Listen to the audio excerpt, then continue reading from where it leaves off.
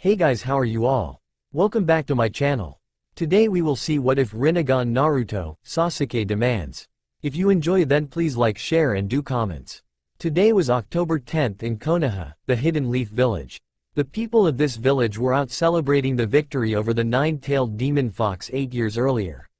For most people, this would be a day of fun and spending time with family and friends.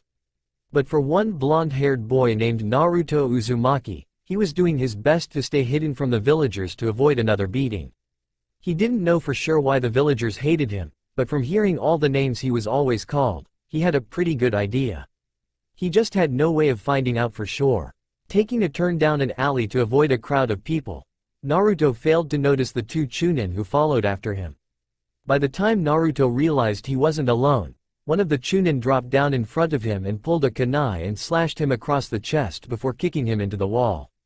Naruto hit the wall and slid down it to the ground. Slowly standing back up, he saw the other Chunin join him and both had kunai in their hands. "Now we will finish what the Yondaime started 8 years ago," laughed one of the Chunin. "Prepare to die, demon brat," said the other as both Chunins threw their kunai. "I don't want to die yet. There's so much I haven't done yet. I just can't die yet," Naruto screamed in his head as closed his eyes for a split second. When he reopened them, everything seemed to slow down for him. He could see the kunai still flying through the air, but they seemed to be moving slower. Thinking quickly, he grabbed both kunai out of the air and sent them flying back at their owners. The Chunin were surprised to see the demon grab the kunai and failed to move in time to avoid them. The kunai stuck in their foot, sticking them in place. Naruto noticed this and turned and ran out of the alley. He knew there would be people waiting for him at his apartment, so he went to his favorite spot in the village where no one ever looked for him, on top of the Yondaime's head. He got there and sat down to catch his breath, and before he knew it, he fell back into unconsciousness. Mindscape. Naruto woke up to the sound of dripping water. He stood up and noticed he was in what appeared to be a sewer with pipes running along the tunnel he was in and water everywhere. He looked down at the water he was standing in and noticed something strange with his eyes. Where they were once a bright sky blue, they were now a deep crimson red with 2 tomo in his right eye and 1 tomo in his left. "What the hell is wrong with my eyes?" Naruto asked out loud. "Come down the tunnel and you will have your answers," said a booming voice from nowhere. Naruto, deciding he had no other ideas on what to do, decided to listen to the voice. He walked down the tunnel and came to a large open room that had a large gate in with a piece of paper on it. On the paper was the kanji for the word seal. Naruto started to walk toward the gate when 2 large orange eyes with black slit pupils appeared, causing him to stop. Out of the shadows came a large 9-tailed fox with red fur that sat down behind the gate and just stared at him. "Hello kid," the fox said. "So it is true then, I really do have the Kyuubi sealed within me?" Naruto said. "Yes, I am sealed within you, but that is not why you're here." "Well, at least not all of it," the fox said, causing Naruto to look at it. "What do you mean?" Naruto asked. "That would be because of me," said another voice from beside the fox. Naruto looked down and saw the Yondaime Hokage standing before him. "The Yondaime got sealed in here as well?" Naruto asked, a bit confused. "No, I am not sealed in here, only the Kyuubi is. I am dead. The only reason I am here is because I sealed part of my chakra in the seal when I sealed the Kyuubi," Minato said, and was immediately punched in the gut by an angry Naruto. "Why the hell would seal the Kyuubi inside of me? Do you have any idea how bad my life has been?" Naruto screamed at the dead cage. "Calm down kid. Just listen to what he has to say first," the fox said. Minato looked down at his angry son and let out a sigh. "I sealed the Kyuubi inside you because I knew you had what it took to work with the fox and use its power for good. I couldn't ask anyone else to give up their child that night. For one, only someone from the Uzumaki clan could contain the power of the 9-tailed fox. And two, I couldn't ask someone else to give up their child if I wasn't willing to give up my own." That caught Naruto's attention as he looked up to the cage he had viewed as a hero his whole life. I'm your son?" Naruto asked. When he received a nod from Minato, he rushed the older blonde and hugged him. After a few minutes, the fox cleared his throat. "Not meaning to be rude, but you don't have much longer, Minato, and the kid needs some explanations." "Right, what happened to your eyes is simple. You unlocked your Sharingan," Minato said, causing Naruto's eyes to go wide. "But I'm not part of the Uchiha clan. Naruto said. But you are part Uchiha just like me and your grandfather, Madara Uchiha. Said Minato. But that's impossible, Madara died during his fight with the Shoden. Naruto replied. That's true, but he used an ability of the Sharingan called Izanagi to change his fate sometime after his death. My father never even wanted to fight against Hashirama at all. He was forced into it by the clan elders of the Uchiha at the time. There is plenty of information on this and the Sharingan and its abilities in the Uzumaki clan compound. Minato said but saw Naruto's saddened expression. I wouldn't be allowed in the compound. Everyone thinks I am just an orphan or the demon brat. Even when I asked the Sandame about my parents, he would always change the subject. Replied Naruto. Minato was angered that the village would ignore his final wish to see Naruto as a hero. He turned to look up at the fox. Will you show Naruto where the compound is and help him to get what his rightfully is? You know I will help him, Minato. Just like I helped his mother and Mito. Replied the fox. Can I hear about my mother? Naruto asked. I'm afraid I don't have any time left, Naruto. However, there is plenty left from your mother and I in the compound, and even the fox has some stories I'm sure he would tell you. Minato said with a smile. However, when you wake up there should be a katana laying near you that belonged to your mother. She was a feared swordswoman in her day and wanted you to take after her. She sealed it in with the Kyuubi so you would have it when you first came here. How do I turn the Sharingan off? Asked Naruto. Just stop the flow of chakra to your eyes for a minute and they will go off. Replied Minato as he watched Naruto turn his Sharingan off. Naruto hugged his father as he saw him start to fade away. Stay strong, Naruto, and always follow your heart. Your mother and I will always be watching over you and we love you very much. Minato said as he faded away. Naruto wiped away a few tears before looking up at the fox. So what now, Kyuubi-san? First, the name is Kurama. Second, could you change this mindscape of yours into something other than a sewer? It gets boring in here with nothing to do all day. After that I will lead you to your parents' place so you can get your stuff and we can start your training. You may also want to find someone to teach you Kenjutsu. Kurama said. Naruto nodded before he closed his eyes in concentration. After a few minutes the sewer started to vanish, replaced by a large open field with a river in the middle surrounded by the forest. There were even a few large animals running around. I like it, kid, but what's with the animals? Asked Kurama. I thought you may like something to do while you are in here. Naruto said with a shrug as he started to fade. Real world. When Naruto came back to the land of consciousness, he noticed a weight on his stomach. Setting up, he found a katana in a blood-red sheath with a design of the Kyuubi on it. Drawing the blade from its sheath, he found a blade about 2.5 feet long colored a deep crimson. The handle of the blade was wrapped in red and black cloth. Naruto slowly sheathed the blade and went to strap it to his back when Kurama stopped him. Hold on, kid. There should be a seal on the sheath somewhere near the handle. Find it and pump some of your chakra into it. Kurama said. Naruto looked for the seal and pumped his chakra into it when he found it. Out of the seal popped a 6-foot metal pole with a black, curved blade on the end. That scythe was how your mother became known as the Red Death of Konoha. She was a master swordswoman and was just as deadly with that scythe of hers. Naruto resealed the scythe and strapped the katana to his back. How are you speaking to me? Your father removed a part of the seal before he left, so now we can talk without you being in here. All you have to do is think what you want to say and I will hear it. Why are you heading to the Hokage Tower, kid? I'm gonna talk with Gigi and find out why he lied to me about my parents. You also said I should find someone to teach me Kenjutsu, and if she is working tonight then I already have someone in mind. Replied Naruto. 5 minutes later, Hiruzen Sarutobi was sitting behind his desk doing his paperwork. However, his mind was on his grandson in all but blood and was hoping he was okay. He was about to check his crystal ball when there was a knock at the door. Come in, said the aged Kage. Naruto walked through the door and found the Kage sitting behind his desk. The old Kage smiled at Naruto, but it soon dropped when he saw the seriousness in his face. He was also curious as to where Naruto got the sword from. He could have sworn he had seen that blade somewhere before. Good evening, Hokage-sama. If Neko-ne is around tonight, I need to speak with the two of you alone, please. Naruto said, causing the aged Kage to wonder what was going on. Hiruzen made a single hand sign and 3 of the 4 Anbu left while one with a cat mask landed beside Naruto. Hiruzen made a set of hand signs and placed them on his desk, causing a seal to glow for a brief moment. Alright Naruto-kun, it's only the three of us here now. What do you need to talk about? I would like to know why you lied to me when you said you didn't know who my parents were. Naruto said, shocking Hiruzen. What do you mean, Naruto? Hiruzen asked, slightly worried of what might happen. I know you knew who my parents were. I met my father tonight. Apparently he sealed some of his chakra away with the Kyuubi 8 years ago. Now I would like to know why you lied to me.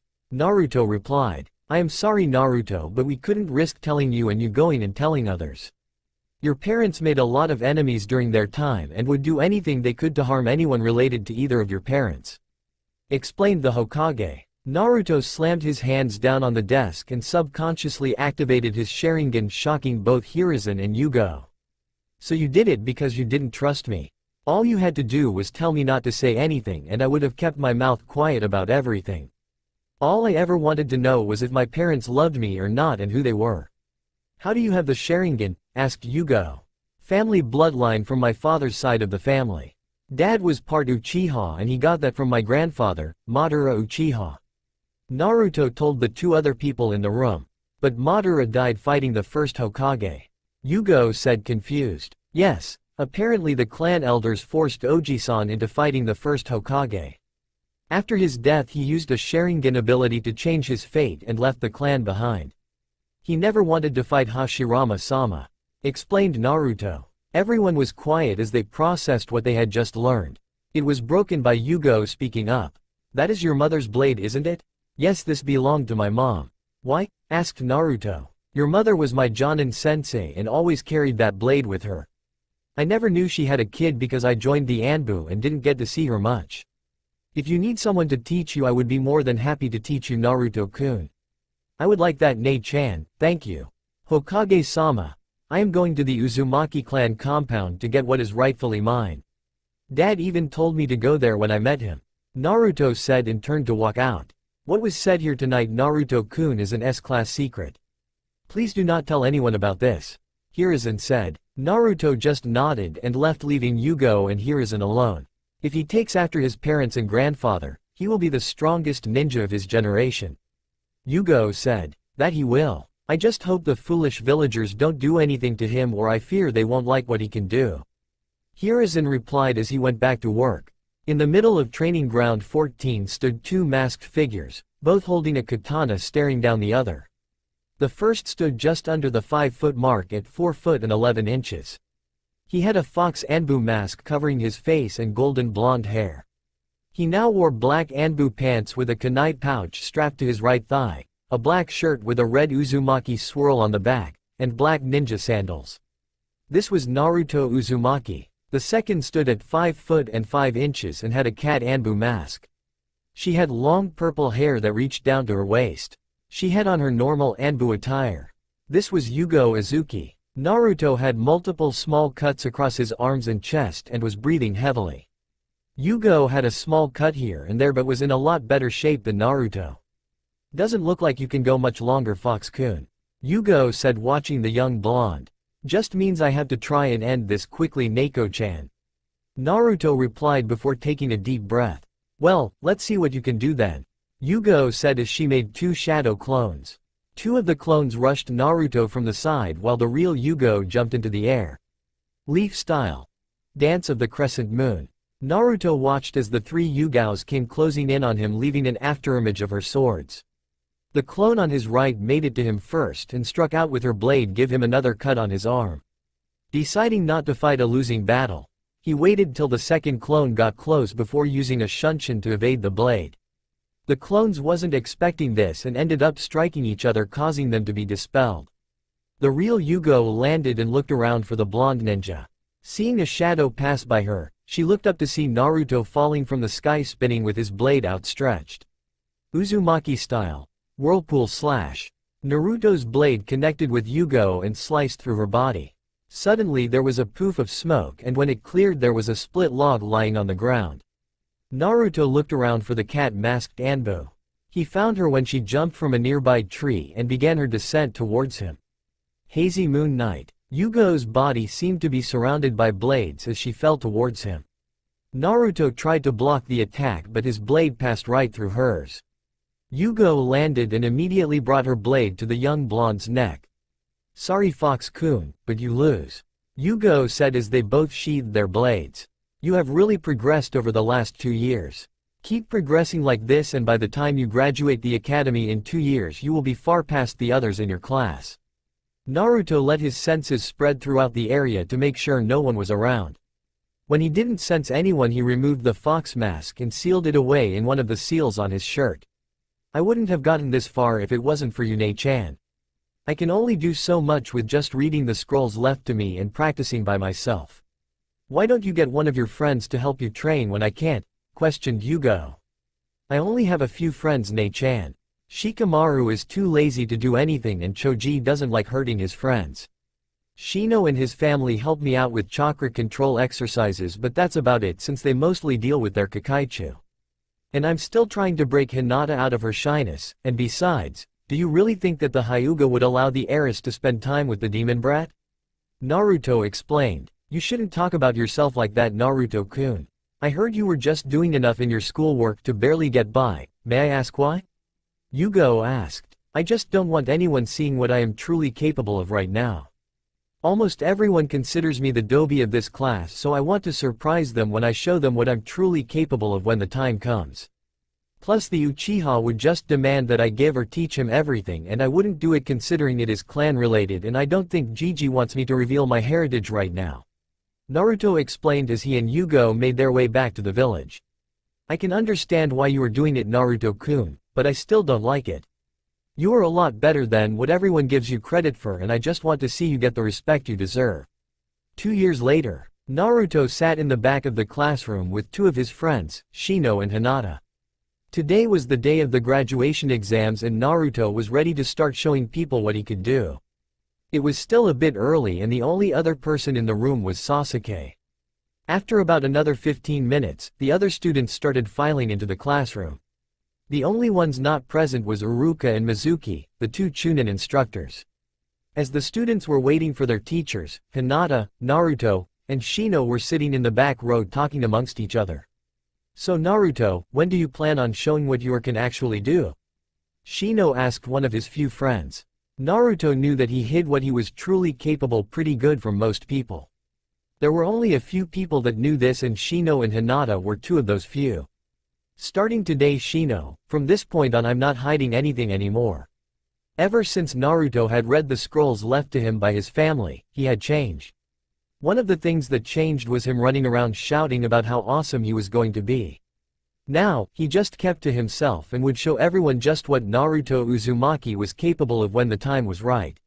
He still wanted to be Hokage but that was no longer his main dream.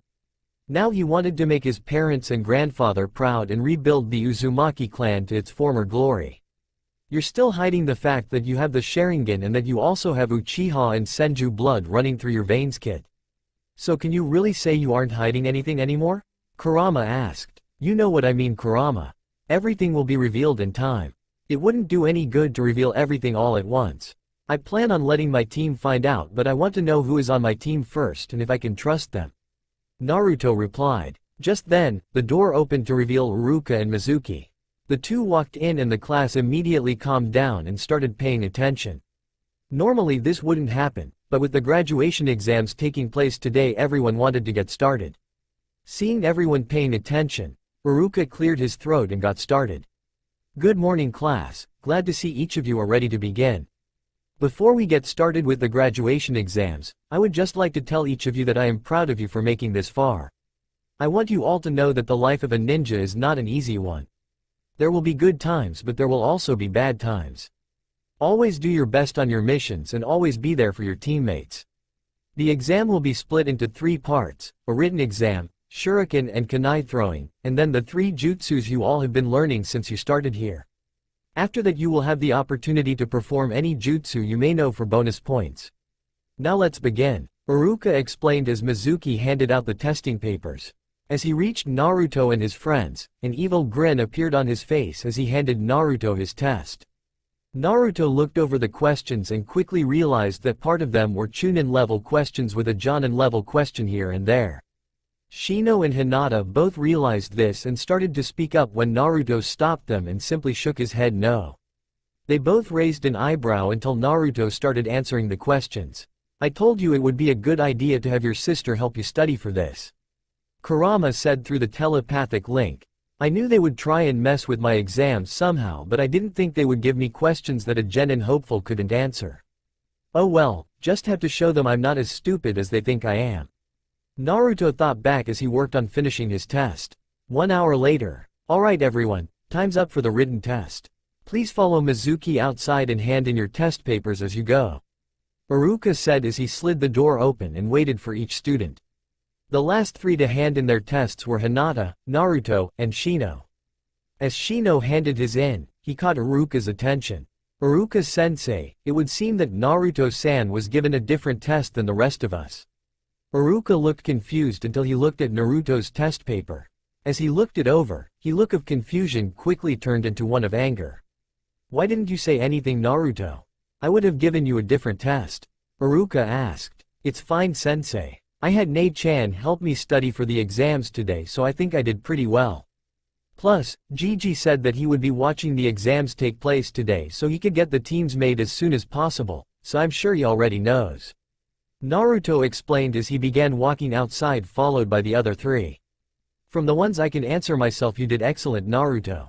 If something like this happens again, please let someone know. At Naruto's nod, Iruka walked over and continued with the graduation exam. The next part of the test was kunai and shuriken throwing. The only ones who did anything worth noting were the clan-born children and Sakura. Most of the rookie 9 scored within the 80 to 90 point mark, with Sasuke getting a 98. The local fangirl club and some of the males cheered for Sasuke, but that soon turned to shouts of anger when Naruto scored a perfect 100. The next part of the exam was the ninjutsu section.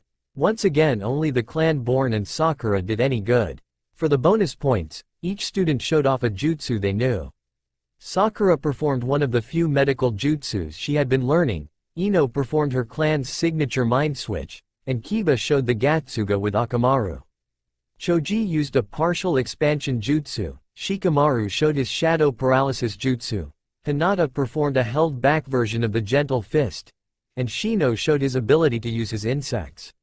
Sasuke showed his ability to use the fireball jutsu. Everyone was shocked to see the jutsu that Naruto used. He created 4 shadow clones before they spread out. He and the 4 clones stood in a pentagon formation before each made a set of hand signs. Naruto and each clone then blew out an elemental bullet consisting of fire, water, earth, air, and lightning, 1 element for each Naruto. This left the class shocked in some cases and angered in others. As Iruka led the students back inside, an Anbu appeared and handed Iruka an envelope. When he made it back to the classroom, he handed out the Hitai 8 to those that passed before sending the ones that didn't home.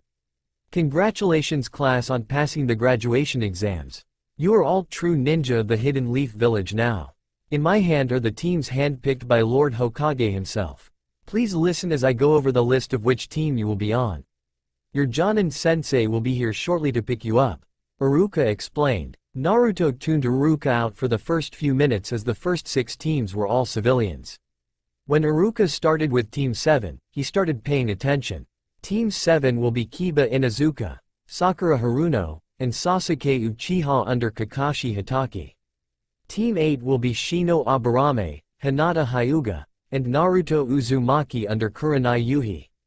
Team 9 is still in circulation, so Team 10 will be Shikamaru Nara, Ino Yamanaka, and Choji Akamichi under Asuma Sarutobi. Please wait here until your Jonin sensei comes to get you, Iruka said before leaving. About 5 minutes later, a woman walked into the room. She was a fair-skinned woman of slender build. She had long black hair reaching her upper back, and very unique eyes that were a crimson red in color. Her outfit consisted of a red mesh armor blouse with only the right sleeve visible. Over this is very broad material which looked like bandages with a pattern on it similar to those of rose thorns. Her hands and upper thighs were wrapped in bandages. Team 8 with me, was all she said before turning around and leaving. The 3 members of Team 8 stood and followed their new sensei. The 3 genin followed their sensei to a barbecue place where they sat down and Kurenai ordered them some food. Let's start with introductions, shall we? My name is Kurenai Yuhi. I like genjutsu, teaching genjutsu to others, and spending time with my friends. I dislike those that put genjutsu down, rapists, and traitors. My hobbies include training and spending time with my friends. My dream is to see the three of you go far in life and one day settle down and have a family. Kurenai said before pointing to Hinata. My name is Hinata Hyuga. I like my friends, my little sister Hanabi, and training in my clan's gentle fist. I dislike those that put my friends down, the separation between the families of my clan, and the clan's caged bird seal. My hobbies are training, flower pressing, and spending time with my sister and friends. My dream is to one day get rid of the caged bird seal and have a family. Hinata said without a single stutter. The past 4 years of being around Naruto and really helped her get over her shyness and self-confidence issues. Shino was the one to go next. My name is Shino Aburame. I like my family, friends and the bugs I use. I dislike those that hurt the bugs and try to destroy them. My hobbies are breeding new insects for my clan to use. My dream is to one day take over as head of the Aburame clan. Shino stated in his monotone voice. And finally it was Naruto's turn. My name is Naruto Uzumaki. I like me friends, Yugo Ne-chan, Gigi, and my other precious people. I dislike traitors, bullies, and those who don't know the difference between a kunai and the scroll it is sealed in. Naruto said, causing Kurenai's eyes to widen slightly that he knew of the burden he carried. My hobbies are training to make my family proud, spending time with my friends, and gardening. My dream is to one day rebuild the Uzumaki clan into the great village it once was and my parents and grandfather proud and to one day have a family. All three had questions about what he meant by rebuilding the Uzumaki clan and who his parents and grandfather was. However, no one asked due to not wanting to intrude on him. Kurenai decided to point out a different fact. You know Naruto, to rebuild a clan, that could mean you may need more than one wife to accomplish that. I know Kurenai-sensei. I figured that out once I read my mother's scrolls. Naruto said with a small nod. Anyways, you three aren't full genin yet. The graduation exam was just to see who had potential to become genin. Meet me at Training Ground 8 tomorrow morning at 7:30 for your true genin test. Kurenai said before everyone left to get some rest for the rest day. Naruto, Hinata, and Shino stood in the middle of Training Ground 8 in front of their sensei. The three genin hopefuls were ready to get the test started and prove they had what it took to be ninja of Konoha. Kurenai could see the determination in Naruto and Hinata's eyes and assumed Shino had the same look behind his glasses. She had heard Iruka and the Hokage talk about these three kids and what they were capable of. She had seen them training a few times and was amazed by the teamwork and coordination she saw between the three of them and couldn't wait to see what they could do firsthand. Glad to see you three are here on time. Now before we get started, I just want to let you all know that this test has a 66% fail rate. If the three of you fail this test you will be sent back to the academy. She started and was glad to see that neither of them seemed taken back by this. She pulled out 2 bells and a clock from her pocket before continuing. You three have until noon to get these bells from me. There are only 2 bells so that means one of you will be sent back to the academy today. Begin. Shino and Hinata immediately jumped back into the trees and suppressed their chakra. Naruto simply stood there for a few moments before biting his thumb and making a few hand signs. Kurenai saw this and pulled a kunai from her pouch and got in a defensive stance waiting to see what Naruto would do. He slammed his hand to the ground, there was a small cloud of smoke and when it cleared, it showed a small red snake-looking creature with wings. The small dragon looked up to see Naruto and quickly wrapped itself around his neck and rubbed its cheek against his. Good morning Naruto-sama, how may I help you today? The dragon asked in a feminine voice. Good morning Akane, I need you to find Shino and Hinata and lead them back to me once you find them.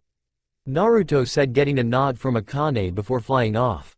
Naruto then turned around and walked off into the forest leaving a confused Kurenai alone in the clearing. Was that a dragon summon? But there's no way, that summon's contract hasn't been seen since Kushina-sensei. Kurenai thought to herself before a thought entered her mind. Naruto is an Uzumaki too. Could he be sensei's son? Naruto was sitting on a branch high up in a tree in the forest waiting for his teammates to show up. So what's your plan, kid? Kurama asked. I have never seen a 3-man squad before. There has to be a different meaning to this test. If I had to guess, Kurenai-sensei wants to see if we will turn our backs on one another or if we will work together as a team or not. Naruto replied as he felt his teammates land on the branch behind him. Naruto stood and turned around to face his teammates before speaking. I'm sure you two have figured out this test by now, right? Naruto asked, getting a nod from Shino and Hinata. Well, I have a plan that might just work, Naruto said before he started explaining his plan. Kurenai walked out of the forest and into another clearing. It had been about 2 hours since the test started and she still hadn't seen any signs of her potential team. Suddenly she felt 2 chakra signatures and turned to see Hinata and Naruto come running out of the forest. From what I've seen and been told, these 3 wouldn't abandon one another, so that must mean Shino is somewhere nearby. Kurenai thought to herself as she pulled 2 kunai from her pouch and held them in a reverse grip. Naruto made it to her first and threw a punch at his sensei's face. She leaned back slightly to avoid getting hit and then threw her own punch at the blonde's ribs. The punch landed and pushed Naruto back a few feet, but he didn't let that stop him. He charged forward again and jumped into the air and tried to kick her in the side of the head. Kurenai leaned backwards into a handstand and kicked Naruto away in the process. She didn't get a break, however, when she had to start dodging Juken strikes from Hinata. After about a minute of dodging the Hyuga's attacks, Kurenai noticed that the attacks were sloppy, unlike what she had seen before. She grabbed Hinata's wrist and delivered an open palm strike to the girl's stomach. She wasn't expecting Hinata to poof into smoke from the hit. She barely had time to bring her kunai up to block Naruto's next attack. Uzumaki style. Whirlpool slash. Naruto came spinning through the air at Kurenai, who stopped his blade with her kunai. I'll admit I was surprised to see you had a clone pose as Hinata. But you do know that you won't pass this test alone, Kurenai said. Naruto just looked at her with a smirk. Who said I was out here alone? Naruto asked. Kurenai then noticed another chakra coming up behind her and quickly kicked Naruto away. She turned around and started dodging Juken strikes from Hinata. She could tell this was the real Hinata by the way she moved and delivered each strike. She was wondering where Shino was, but her main focusing was on not letting any of Hinata's attacks land a hit. Hinata threw her arm forward to strike at Kurenai's shoulder, but was sent flying when Kurenai grabbed her arm and threw her. Naruto caught Hinata, causing the girl to blush at the closeness before they heard the alarm go off. Doesn't look like you all passed the test after all, Kurenai said. Just then Shino landed next to the other 2 genin and held out his hand, showing he had the bells. While you were busy with Hinata and Naruto, I sent my Kakaichu after the bells. Very well done, but who will you give the other bell to, Shino? Kurenai asked. Shino took the bells and threw them back at his sensei. Pass or fail, we do it as a team, Shino said, getting nods from Hinata and Naruto. Kurenai let a small smile grace her face before speaking. Congratulations Team 8, you pass. Let's go get a mission and then we'll do some training. As they all started walking toward the Hokage tower. Naruto, that creature you summoned back there, was that a dragon? Kurenai asked, getting a nod from the blonde. But that contract hasn't been seen since my mother was alive. Yes, Kurenai-sensei, Kushina Uzumaki was my mother, Naruto said, causing the other's eyes to go wide. Then that means your father is… Kurenai started once again, only to have Naruto finish her sentence for her. The Yondaime Hokage, Minato Namikaze. Please don't let anyone else know about this. I trust you all as my teammates not to tell anyone else, Naruto said as they continued to walk, as he explained about his parents. It had been a month since Naruto and his team had become genin. For the last month they had been doing D-ranked missions and training. They were currently walking back to the Hokage tower with an angry Tora in Naruto's arms. They walked into the tower and gave the cat back to the daimyo's wife. Naruto may have felt bad for the cat had it not tried to claw his eyes out. Team 8 then walked up to the Hokage to report their mission finished. Team 8 reporting the captured Tora mission a success, Kurenai said as she and her team bowed before their leader, even with Naruto mumbling about feeding the cat to one of his dragons. The aged Kage let out a small chuckle at Naruto before looking through the mission scrolls he had available.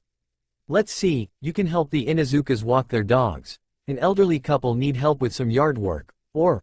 Before he could finish, a Chunin walked through the door and bowed before the Hokage. Please forgive the intrusion, Hokage-sama, but we just received a report from Team 7. The Chunin said as he handed the Hokage the report.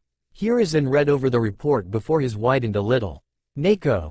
shouted Hiruzen, and a moment later the cat-masked Anbu was kneeling in front of him. "Retrieve Team 10 and bring them here immediately. Team 8 please wait here until Team 10 arrives," Hiruzen said, getting a nod from the Anbu before she disappeared. Team 8 was confused about what was going on but just decided to wait like they were told. 5 minutes later and in walked Team 10 lead by Asuma. "What's up, Dad?" Asuma asked as he stood next to Kurenai. "This morning I sent Kakashi's team on a C-ranked mission to guard a bridge builder from the Land of Waves while he finishes his bridge. The most they were expected to encounter was bandits, but it seems the client lied about the dangers of the mission. Kakashi decided to go ahead with the mission instead of returning here. I am sending teams 8 and 10 as backup.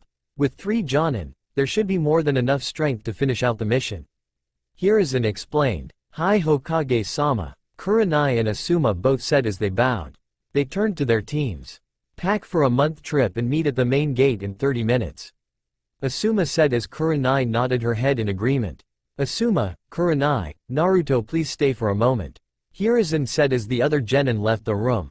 "Naruto, how much have you told your team about your secrets?" Hiruzen asked. "They know about my mother and father and the dragon contract. Kurenai-sensei knows about the Kyuubi, but as far as I know, Hinata and Shino don't," Naruto replied. "So you haven't told anyone but me and Neko about your bloodline?" Hiruzen asked, getting a nod from the blonde. "What kind of bloodline is it, Dad?" Asuma asked. "That is not for me to tell. If Naruto wishes for anyone to know, that is up to him. If you happen to need to use it on this mission, Naruto, I'm sure Sasuke will demand answers if he sees it. If he tries to force you into anything, I am giving you full permission to retaliate in any way you see fit," Hiruzen said, getting another nod from the blonde. Before Naruto left, he turned to his sensei. "I will explain everything in time, sensei. Just know that my bloodline will not bring harm to the team or the village," Naruto said before leaving. "I want you two to keep an eye on Kakashi. I have had reports that he isn't focusing on training the whole team. Instead, he focuses solely on the Uchiha. Maybe it is to repay Obito for something or something else entirely. Make sure he trains each of his students and if necessary intervene if you have to," Hiruzen said to his 2 Jonin, receiving nods before they left. The 2 Jonin arrived at the gate to find the genin ready to go. "Alright, Team 7 is about 6 hours ahead of us, so we need to get moving if we hope to catch them," Kurenai said. Sensei, I have a way to get us there without us having to use a lot of chakra to get there," Naruto said as he walked outside the gate. He bit his thumb before making a set of hand signs and slamming his hand to the ground. Summoning Jutsu. There was a large puff of smoke. When the smoke cleared, Team 10's eyes were wide. Standing before them was a large dragon with dark, red scales and a beige-colored stomach. The dragon looked down at Naruto and a smile spread across his face, giving him a slightly terrifying look. "What do you need from me, Naruto-sama?" asked the dragon. "If you would, Igneel, I need you to fly us to the Land of Waves to catch up with a team that left earlier today. We are needed for backup," Naruto said. "Of course, Naruto-sama," the now-named Igneel replied as he lowered his body so Ninja could get on. Once everyone was on his back, he let out a loud roar and took off into the sky. Team 7 along with Tazuna had just made it to shore and got off the boat they were on. As they started walking along the road towards Tazuna's house, they heard something coming from the trees. They got ready to attack whatever it was until they saw Teams 8 and 10 land in front of them. Asuma and Kurenai walked up to Kakashi as he began to speak. "I take it you all are the backup I requested? How did you all get here so fast?" Kakashi asked. Asuma started to speak but Kurenai beat him to it. "Let's just say special transportation and leave it at that for now," Kurenai said, knowing Naruto didn't want to reveal too much right now. Kakashi simply nodded and the group of ninja and 1 civilian started walking again. After about 30 minutes of walking, Sasuke threw a kunai into a bush. He walked over to see what it was, only to pick up a rabbit. Naruto looked at the rabbit for a moment before he noticed something. The rabbit's fur is wrong for this time of year, Naruto thought to himself. "Kit, behind you. Get down," Kurama yelled out in Naruto's mind. As Kurama yelled at him, he yelled at everyone else. All the ninja reacted quickly except for Sakura and Ino. When they saw the blade coming at them, they froze. Kiba had managed to tackle Sakura to the ground but left Ino standing there. Naruto jumped toward her and knocked her out of the way, but didn't move fast enough to dodge the blade. Naruto screamed in pain as the large blade was stuck horizontally across his chest a few inches deep. Kurenai and Hinata both hurried over to Naruto and gently pulled the blade from his chest and tossed it away to try and begin to heal him. Shino, Shikamaru, and Choji took up positions around Naruto waiting for whoever threw the blade. Ino sat there in shock as she watched Kurenai try and heal her student. Suddenly everyone heard laughter and looked to find it coming from Sasuke. The Dobi got himself killed just to save a worthless kunoichi. Sasuke said. Everyone but Team 7 was tempted to beat Sasuke right then but had more important issues to deal with. Kurenai, take your team and Tazuna and get to his house and help Naruto. Shikamaru, Choji, Ino go with Team 8. I'll stay here with Kakashi and his team and hold off whoever is coming. Asuma said, getting a nod from Kurenai and his team. After they left, Asuma and Kakashi turned to see two men walk out of the fog. One they knew as the Demon of the Mist, Zabuza Momochi. The other man had orange hair, a black kimono, and what looked like a sword on his back. Well, that's one leaf ninja down, 11 more to go. What do you say we see just how good these leaf ninja are, Ichigo?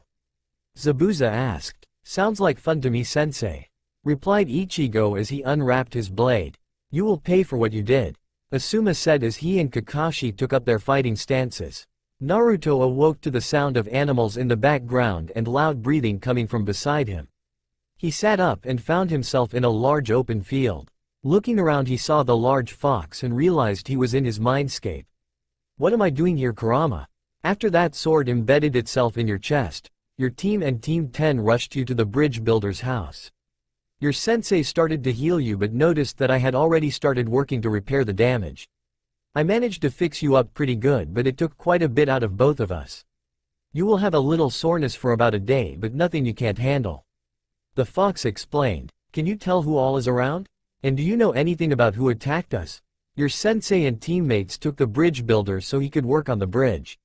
Teams 10 and 7 are around training somewhere. That Yamanaka girl has been stopping by every so often to check on you. From what I can sense, she seems upset about something every time she comes around. As for who attacked you and the others, it was Zabuza Momochi.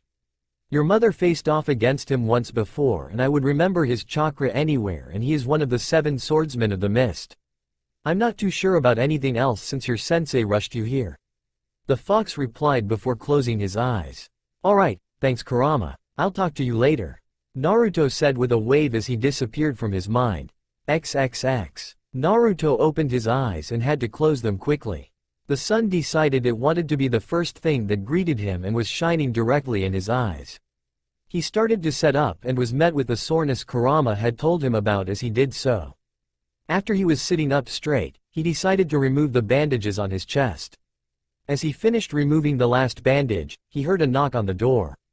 Come in, Naruto said as he looked for the scroll that had his belongings sealed inside it. Ino opened the door and stepped in before closing it. She turned to face Naruto to talk to him but stopped when she saw his bare torso. She felt her cheeks get warm but quickly shook her head to clear it. She came here for something else and couldn't get distracted. How are you feeling, Naruto? You're not hurting or anything, are you? Ino asked. I'm fine, Ino. I'm a little sore but that will pass soon enough. So what can I help you with? Naruto asked his fellow blonde. Ino sat down on the bed next to Naruto and stared at the floor. I wanted to thank you and say I'm sorry. What are you talking about, Ino? I just did what anyone else would do for a teammate. There is no need to apologize or thank me for anything, Naruto said with a fox-like smile that caused Ino to blush once again. Not anyone would have done that, Naruto. I want to thank you for saving me and I also want to say that I'm sorry. If I wouldn't have frozen like that, you wouldn't have got hit by that sword, Ino replied. Naruto wanted to tell her that she didn't need to apologize or thank him but he saw the look in her eyes and thought better of it. Do you know what happened after I passed out? Naruto asked. Asuma sensei stayed behind with Team 7 to hold off Zabuza Momochi and Ichigo Kurosaki, 2 missing nin from Kiri. Sometime during the fight, both Kakashi and Asuma sensei got captured in a water prison jutsu but Team 7 managed to free them. They continued fighting and Kakashi and Asuma was about to win, but a hunter nin showed up and killed the 2 missing nin and took the bodies. They made it here about 2 hours after we did. Ino explained what she had heard when Asuma and Kurenai had talked. Naruto was deep in thought for a few minutes until something came to him. Did Asuma or Kakashi-sensei say what the hunter nin used to kill the 2? Naruto asked. Sakura said that the hunter nin used senbon. Why? I don't think the hunter nin killed them. They were probably working together. A hunter nin disposes of the body on site and only takes back the head as proof that the job was finished. Also, senbon isn't used as a weapon to inflict fatal wounds. Naruto answered. Then what are we going to do? Ino asked with a bit of worry in her voice. We train to get stronger and be ready for anything that might happen. I would give it about a week before those 2 are ready to go again. Naruto replied as he collected his things to leave the room. Can I ask you something, Naruto-kun? Ino asked before she realized what she said and blushed. Where the hell did that come from? She thought quietly. I thought you only used that suffix for the Uchiha? What do you want to ask? Naruto replied. Sasuke isn't the guy the first thought he was. He was laughing at you because you got hit with the sword when you saved me. Anyways, would you help me train?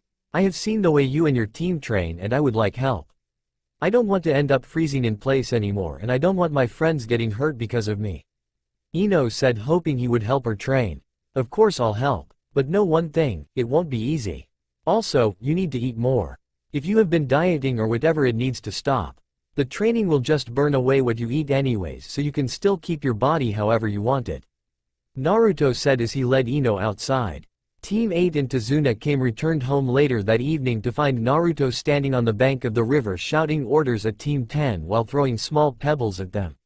Sitting on the porch of the house was an amused Asuma smoking a cigarette with a smile on his face. Kurenai walked up and sat down in one of the available chairs. What's going on here? Kurenai asked. Not sure myself, but I don't mind really. Naruto and Ino came out of the house shortly after you all left and Naruto started helping her with the tree climbing exercise. A few hours later and Choji and surprisingly Shikamaru joined in. Not long after that and Naruto had them walking on water and learning to dodge, move, and fight on water. I haven't seen them like this at all. They must have realized that it isn't easy being a ninja and decided to take things seriously. Looks like you might have problems too, Kurenai. Asuma said, pointing at a slightly fuming Hyuga. Kurenai looked over and saw Hinata trying to stare holes through Ino. She knew the young Hyuga had a crush on Naruto. They had talked about it and Kurenai even explained to her that she may end up having to share the blonde at some point in life. It just seemed the Hyuga heiress wasn't too thrilled about that. Naruto, Team 10, come here for a minute please. Kurenai shouted from her spot on the porch. The 4 genin walked over to Kurenai and she gave Naruto a small hand motion in Hinata's direction. Naruto looked over and realized what she was meaning. Naruto wasn't as clueless as everyone thought he was. He knew Hinata liked him and he had to admit that she was a great girl. But he also knew that he would need multiple wives to restore the Uzumaki clan to its former glory. He had talked to his Gigi and Nei-chan about it and he had decided that he would only choose the ones that would return the feelings he had for them and could share him with other females. Naruto, since Team 7 isn't due back from training for another hour or 2, I think you may need to explain a few things if you wouldn't mind. Kurenai said, getting sigh and a nod from Naruto.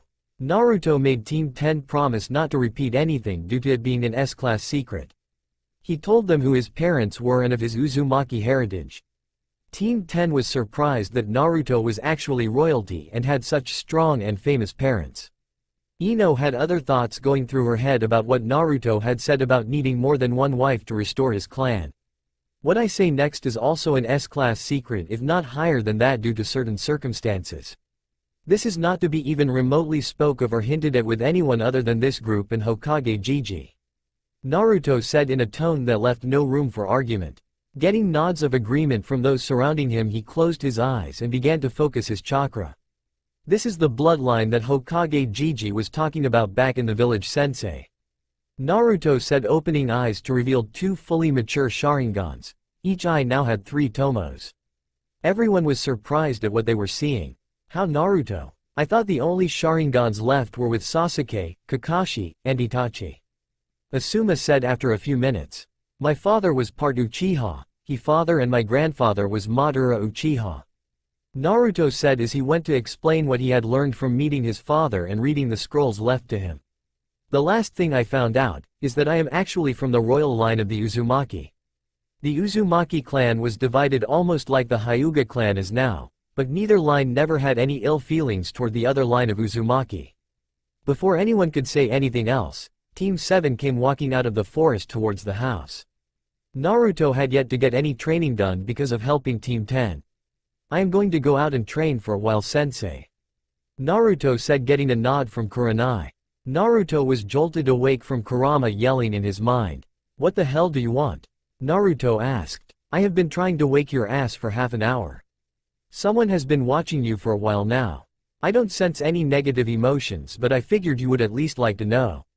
Kurama replied. Naruto gave a mental nod and stood up off the ground. I know you're there, come on out.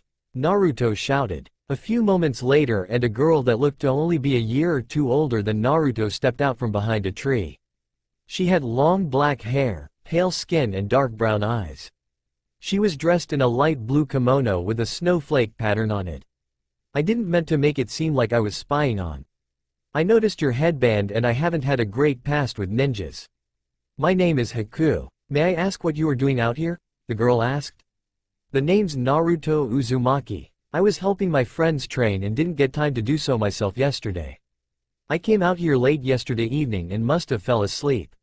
What about you? Naruto asked. I came to collect some medical herbs for my father and brother.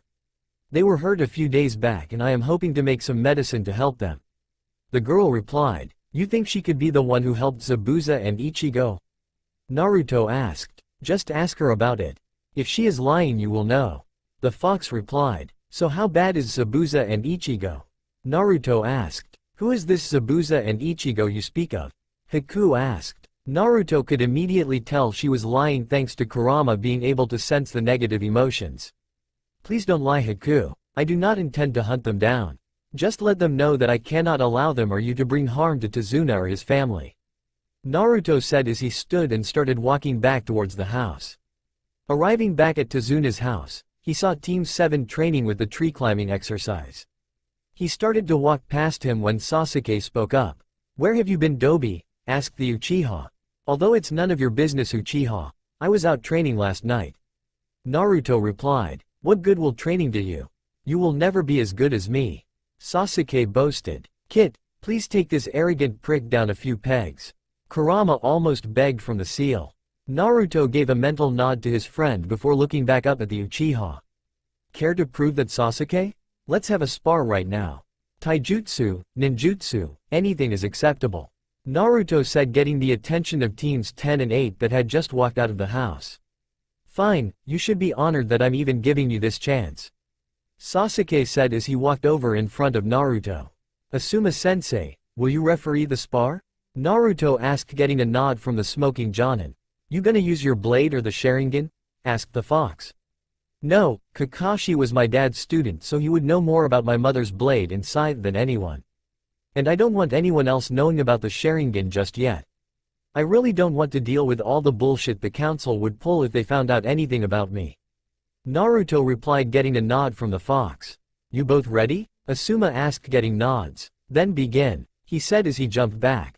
Sasuke rushed forward thinking he could end the spar quickly. He threw a punch at Naruto's face only to have the blonde knock his fist to the side. Sasuke then tried to spin kick Naruto in the side only to have the blonde catch his leg before pushing him backwards, causing him to roll away. Sasuke stood up and glared at Naruto before going through a set of hand signs. Fire style. Fireball jutsu. Sasuke shouted as he breathed out a large fireball. Naruto just stood there, causing Team 10 to worry a bit. The fireball hit Naruto's location and exploded against the ground. He was even too scared to avoid my jutsu.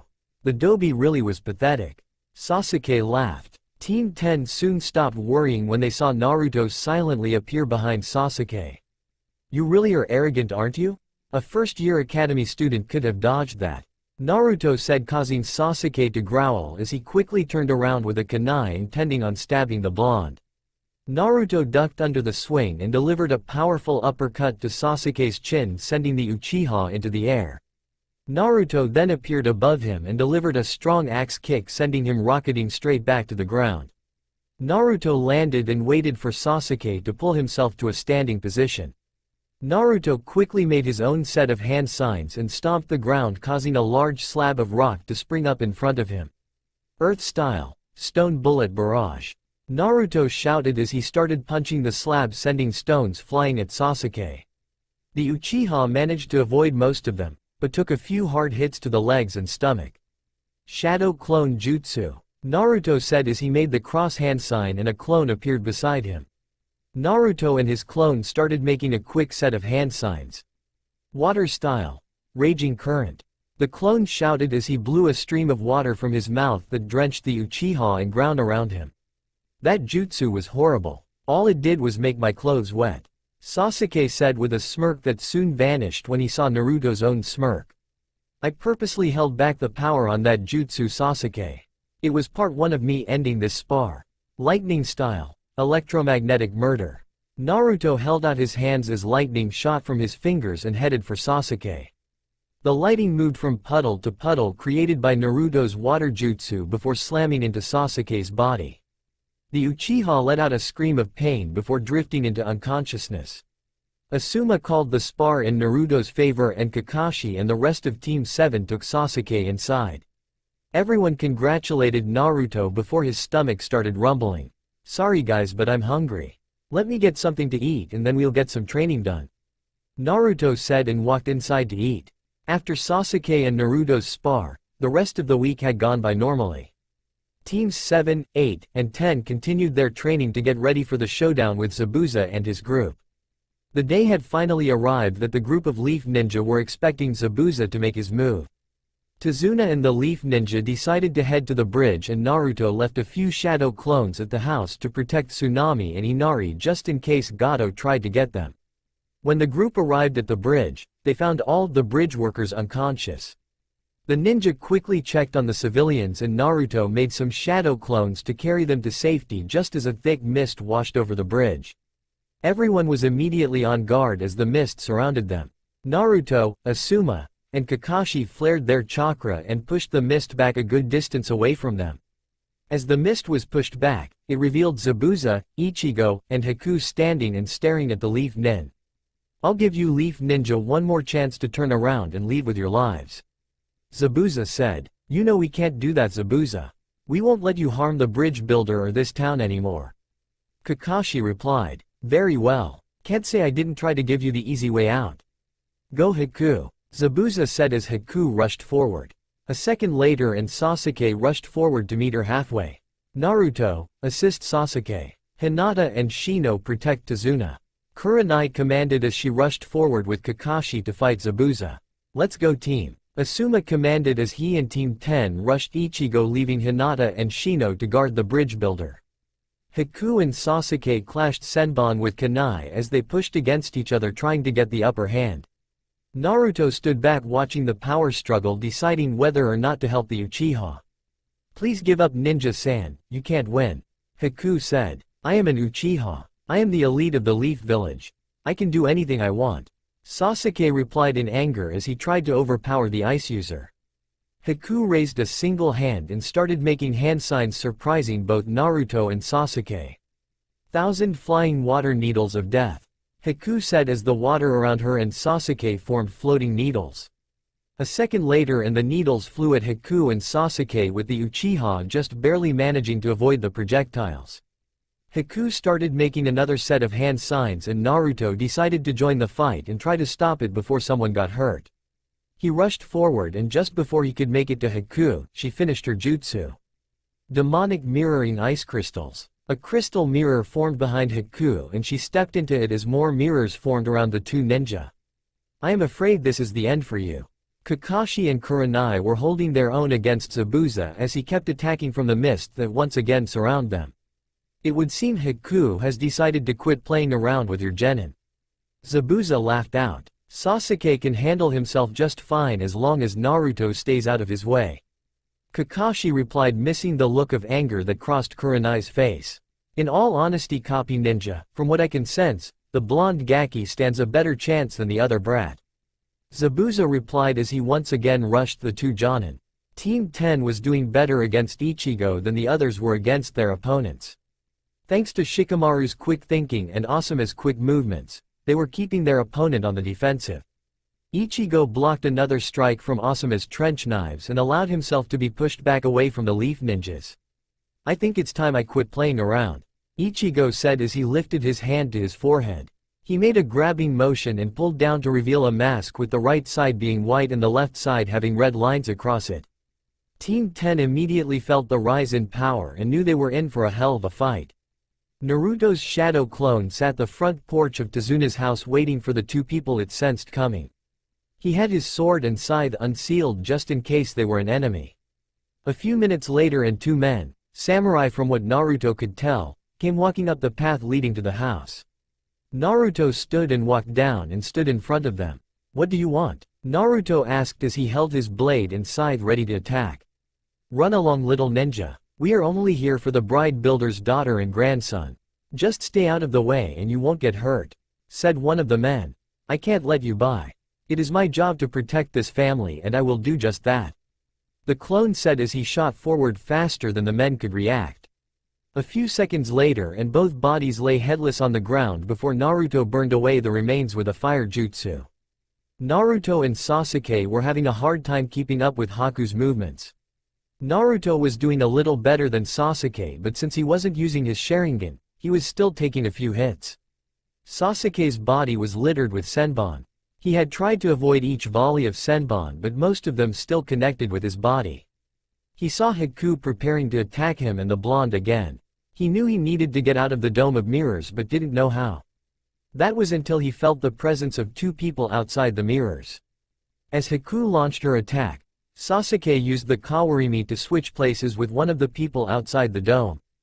Haku tried to stop her attack when she saw Sasuke disappear, but it was too late. The senbon went flying through the air and struck the neck of Hinata. Naruto looked to the side expecting to see Sasuke, but was shocked to see Hinata fall backwards. He rushed over to her, completely ignoring Haku for the moment. He started checking her over and soon realized he couldn't feel a pulse. His shock quickly turned to anger. Anger that wasn't directed at Haku, but at Sasuke for using one of his friends as an scapegoat just to save himself. He activated his Sharingan, not noticing the change in his eyes. Just picture Madara's M's. He was about to go and kill the Uchiha when the fox spoke to him. "Kit, she isn't dead. I can still sense her chakra and her heart is still beating, but just barely." The senbon caused a death-like state. The ice user wasn't aiming to kill anyone. Have the girl remove the senbon since you could possibly harm the Hyuga by accident, while you go and deal with the Uchiha. Kurama said, getting a nod from Naruto. "Haku, our fight is over. Please remove the senbon from Hinata-chan," Naruto said as Haku landed next to him. "I trust that you won't do anything to hurt her, Haku, just please help her. I have an Uchiha to deal with. Once everyone is focused on me, get Zabuza and Ichigo and leave. I want to talk to you three and offer you a place to stay.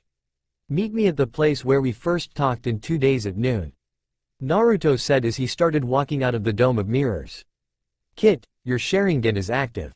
You need to deactivate it. What are you gonna do when the council learns of this?"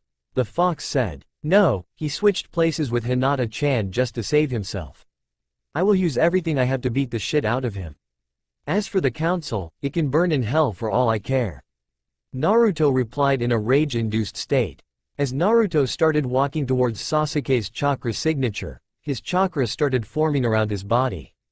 Soon, a bright yellow ribcage was surrounding Naruto along with a skeletal head and 2 arms. Think Itachi's skeletal Susanoo but yellow. As Naruto walked, the chakra coming from his body pushed away all the mist.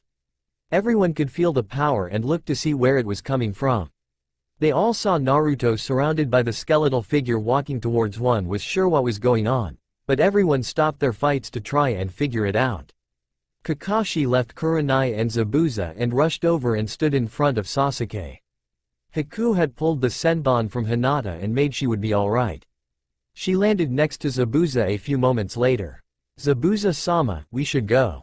The blonde ninja said we should escape while the others are focused on him and that he wishes to talk with us later about offering us a place to stay."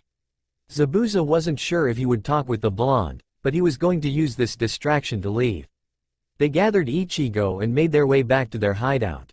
As Naruto made his way towards Sasuke, his nails and teeth grew longer and red chakra started bubbling around him. Although no one could see the red chakra, the three Jonin knew what it was from. "Stand down, Naruto," ordered Kakashi. "Get the hell out of my way, Hitaki. I want the Uchiha, not you." Naruto growled out. Kakashi moved towards Naruto but had to dodge a swing from the large skeletal arm. "Shikamaru, try and trap him with your shadow," Asuma said as the Nara made hand signs for his family jutsu. His shadow shot forward and connected with Naruto's, but he was just barely managing to hold him in place. Kurenai had moved over to check on Hinata. She used a quick medical jutsu and Hinata started to wake up.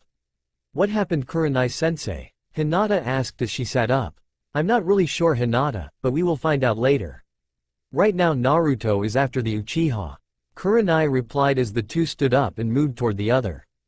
Hinata watched as Naruto fought against the Shikamaru's shadow until he finally broke free from it.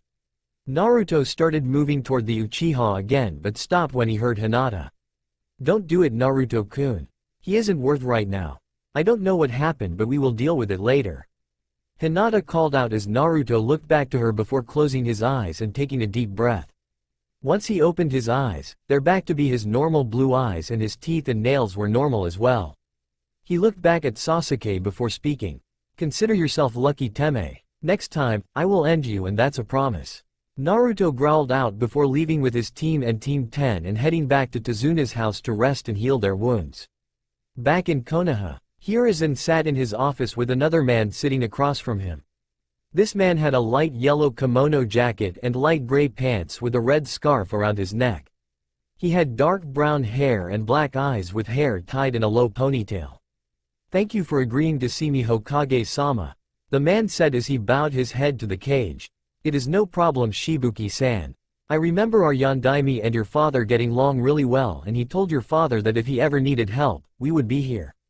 The offer stands for you as well," Hiruzen replied. "Thank you, Hokage-sama, I will get straight to the point.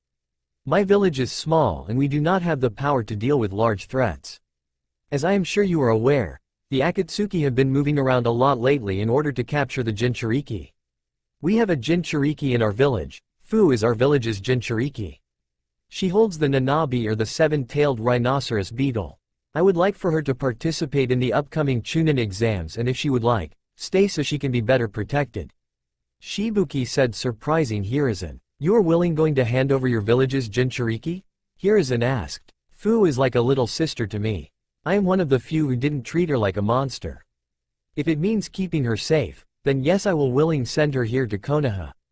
No one here knows of her status, so that would give her a chance to actually make friends and act like a normal teenage girl. Please, Hokage-sama, I just want to make sure Fu is safe, and I can't do that in my village," Shibuki said, hoping Hiruzen will agree. Hiruzen thought it over for a few minutes before he decided. "Very well, Shibuki-san. I will agree to it only if she wants to. I won't force her to move here. We have our own Jinchuriki that was accepted by only a few people here in Konoha. He knows what it is like, and I'm sure he will help young Fu," Hiruzen said, getting a large smile from Shibuki. Clearing, land of waves. "They're here, Kit. Top of the trees about 100 east, probably waiting to see if anyone is with you and if this is a trap," Kurama informed the meditating blonde. "I am the only one out here. You three can come out now, I just wish to talk," Naruto shouted, and a few seconds later, Zabuza, Ichigo, and Haku landed in front of him. "What do you want, Gaki?" Zabuza asked. "I want to offer you a place to stay. It isn't ready yet, but I will soon starting on rebuilding my clan's homeland. I could use ninja like you three," Naruto said as he stood from the ground. "And where is this homeland of yours?" Ichigo asked. "As far as I know, I am the last of the Uzumaki clan of Uzushio. I wish to rebuild Uzushio and restart my clan," Naruto replied, getting a wide-eyed look from Zabuza. "The last Uzumaki I faced was a red-haired woman from the royal line of the Uzumaki. After that I heard she was killed a few years later in the Kyuubi attack on the Leaf Village. Do you know of her?" Zabuza asked. "Yes, she was my mother, Kushina Uzumaki. I am the last of the royal line. Once I rebuild Uzushio, I can offer you a place to stay and work," You can become ninja of the village and leave this life behind you. Naruto explained. There was silence for a few minutes before Haku spoke. What would be required of us, Naruto-san? Just your loyalty to Uzushio and its cage. If you accept, I do have a job for you three and you will be paid upon completion. Naruto said as he waited for an answer. The three ninja talked amongst themselves quietly for a few minutes before they turned back to Naruto. We accept. So what do you need us to do? Zabuza asked. I want you to track down the swords of the 7 swordsmen of the mist. I know that Kisame Hoshigaki has Samahata and I will deal with that. Collect the ones you can. Naruto said as he walked forward and handed Zabuza a scroll. He unrolled the scroll and saw a seal on it and gave the blonde a questioning look. That is a seal for my personal summons. Pump chakra into it and my summons will appear. You can use it if you need to contact me for anything. Naruto explained. Haku walked forward and handed Naruto a scroll as well. That is the money from Gato's place. When we left the bridge the other day, he was on his way with a bunch of bandits. We learned that he never planned on paying us and planned on killing us in the inn, so we took him out and raided his place. We took enough to do us for a few months, but the rest of it is in that scroll. Zabuza said, getting a nod from the blonde. If you don't need anything else, we'll be on our way then. Zabuza said. After getting a nod from the blonde, the three ninja took off into the trees. Naruto turned and headed back towards Tazuna's house, ready to finish the mission and head home. Konoha. A day later. Hiruzen was looking out his window over the village he had sworn to protect. He heard the door open and could immediately sense who it was. So what brings you back of all times, Jiraiya? We have a problem, sensei. The new village Otogakure has been interacting a lot with Suna lately. My spies have gathered information and I don't think you are gonna like it. Jiraiya said. Hiruzen lit his pipe before looking back at Jiraiya and motioning for Jiraiya to continue.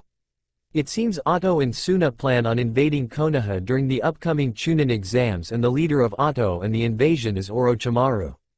Hiruzen sat at his desk thinking over the information that Jiraiya had just told him. His ex-student had his own village under his control and had talked Suna into joining him and invading the village. He knew his ninja were strong and could handle themselves. However, going against 2 villages alone, he was unsure of how much of a chance his village actually stood. So what are you going to do, sensei? We have no idea what Orochimaru is after with this invasion. Jiraiya said. We will have the Chunin exams like planned and tighten security around the village. We will just have to try and figure out what his plans are before he can execute them. Go and see if you can gather any more information and report back as soon as you can. Hiruzen stated, getting a nod from Jiraiya before the Sannin disappeared. The Hokage sat thinking on what his possibilities were when an idea popped into his head. He was unsure if it would work or not, but he had to try. He bit his thumb and made a quick set of hand signs before placing his hand on the ground. Summoning Jutsu. In a poof of smoke, his personal summon, the Monkey King Enma stood before him. Hello Hiruzen. I sense no battles around, so what did you summon me for? Asked the large monkey. I need a favor, Enma. Orochimaru is planning on invading the village during the upcoming Chunin exams and I need you to do something for me.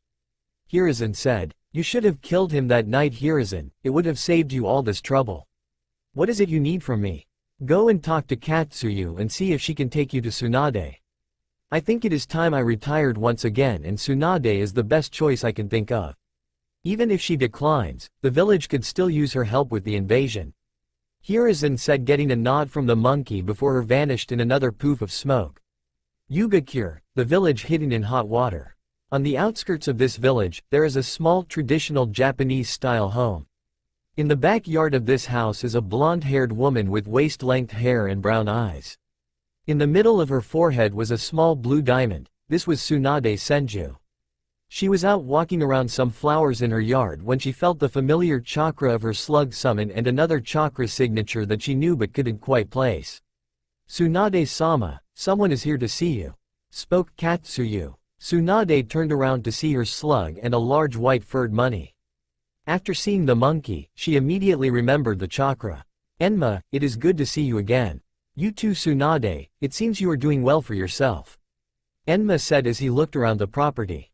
Actually, this is all thanks to my husband, Tsunade said. Enma's head immediately snapped back in her direction, and as he looked at her, He noticed a small silver ring on her left ring finger.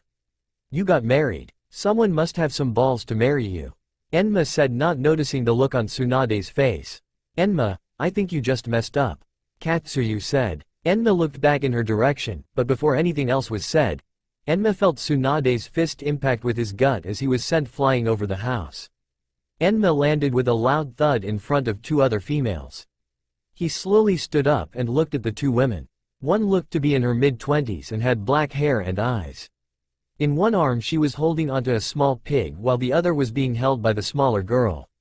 The small girl looked to be around 5 or 6, had brown eyes, and pale white hair that reached her mid-back. She looked like a smaller version of Tsunade to Enma. Come back here, you damn ape, I ain't finished with you yet. Tsunade started but stopped when she saw the other two females. Ka-chan, the little girl yelled as she ran up to Tsunade. Hello Mito-chan, did you and Shizune have fun today? Tsunade asked. Yep, Shizune Oba-chan even bought me ice cream. The now-named Mito replied. Tsunade-sama, what is the Hokage's personal summons doing here? Shizune asked. I don't know, but he better start talking. Tsunade replied. I'll just let him explain. Enma said before he was surrounded by smoke. Out of the smoke walked Hiruzen until he saw the 3 girls in front of him. It seems Enma did find you after all. If it isn't too much trouble, Tsunade, I need to speak with you. Hiruzen said. Mito-chan, go with Shizune and play inside for a little bit. But I want to spend time with you, Ka-chan.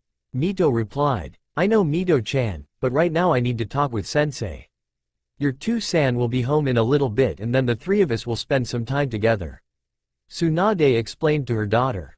Mito nodded in response and left with Shizune. Tsunade turned to lead Hiruzen around back and motioned for him to follow. You seem to be doing good, Tsunade. It seems you've finally decided to find someone and settle down with too. You know, little Mito-chan looks a lot like you, but she's got the same hair color of another of my students. Hiruzen said with a smile as he sat down with Tsunade. We're all happy here, sensei. Mito-chan is already studying medical ninjutsu with Shizune and Jiraiya-kun is gonna start her own training in the next year or so. Tsunade replied. So you and Jiraiya settled down together, huh? How did that happen? We ran into each other in a small gambling town one day a few years back. At the time Shizune had gotten hurt really bad and with my homophobia I couldn't help her. Jiraiya helped me get over it quickly and after that, one thing led to another and then we got married and settled down. Mito-chan came along 6 years ago and we couldn't be happier. So what are you needing, sensei? Tsunade asked, curious as to why the Hokage was here. Jiraiya informed me that Konoha is going to be invaded during the upcoming Chunin exams by Suna and Otto. The invasion is going to be led by Orochimaru. I am strong for being as old as I am, but I'm not sure if I will be able to survive this invasion, Tsunade. I would like you to consider returning to Konoha and becoming the Godem Hokage. Hiruzen explained. Tsunade sat there for a few minutes thinking it over quietly to herself. After a few minutes of silence, she looked at Hiruzen and spoke. I can't give you an answer just yet, sensei. After Dan and Nawaki died I vowed to never return. With having my family here now, I'm not sure I want to return to Konoha at all. Tsunade said. That is understandable, Tsunade. I'm not trying to force you to return or anything, but there is one family member you still have in Konoha. I know that the Senju and Uzumaki are distant relatives and Minato and Kushina's boy and Jiraiya's godson, Naruto, is still there. Even if you decide not to become the Hokage, stop by and visit sometime. Hiruzen replied. I'll talk to Jiraiya once he gets back and I'll give you an answer by Friday. That's all I can do for now, sensei. That's fine, Tsunade. The Chunin exams also start Friday, so this will give me time to get everything going before I receive your answer. Goodbye, Tsunade. Hiruzen said before he vanished as Enma reversed summoned him back to Konoha. A day later, teams 8 and 10 were on the back of a large ice-blue dragons. It was a 4-legged dragon with white wings, a long tail, 2 horns on its head and gold eyes. The 2 teams had left Wave Country close to 5 hours ago and was already about 10 minutes from Konoha. After flying for a few more minutes, the dragon began to descend and landed in front of the 2 gate guards as they stared in awe at the large beauty. After the 2 teams got off the dragon's back, the dragon began to shrink and turned a deep crimson in color. The dragon was now smaller than Naruto's arm and curled itself around his neck before lying down. Thank you for the ride, Niji-chan. Naruto said. Pretty sure Niji means rainbow in Japanese. It's now problem Naruto-kun. Niji replied before falling asleep. How come you didn't bring Team 7 along, Naruto? Choji asked. For one, I don't like Team 7. For two, Niji doesn't like Team 7 and I won't force her to carry anybody she doesn't like. Naruto replied as they continued on in silence. As the two teams continued their walk to the Hokage Tower, Ino spoke up, breaking the silence. What kind of dragon is Niji, Naruto? I noticed she changed the color of her scales a few times. Ino asked. She is my personal summons and is considered a very special dragon within the Dragon Clan. Once every 500 years, a dragon is born with the ability to use each of the 5 main elements, and if they train hard enough can even use some of the other elements like the ice release or lava release. Niji is the dragon that was born with that power this time around.